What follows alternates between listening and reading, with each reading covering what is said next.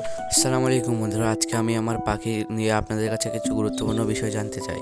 দেখুন বন্ধুরা, আমি আমার পাখিগুলোকে কিছুদিনের জন্য রেস্টে দিয়েছিলাম। আমি চাচ্ছিলাম না তারা এখন ব্রিডিং করুক, কিন্তু রেস্টে দেওয়ার পরেও আবার দেখা গেল যে তারা ব্রিডিং করছে এবং ডিম দিয়েছে।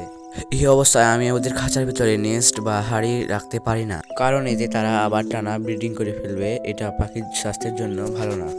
তাই আপনারা দেখতে পাচ্ছেন এখানে আমি হাঁড়ি বা নেস্ট বক্স ব্যবহার না করে হাঁড়ির উপরে যে ঢাকনাটি সেটি দিয়েছি, যেন সেখানে তারা ডিম পারে এবং ধীরে ধীরে ব্রিডিং থেকে বের হয়ে আসতে পারে।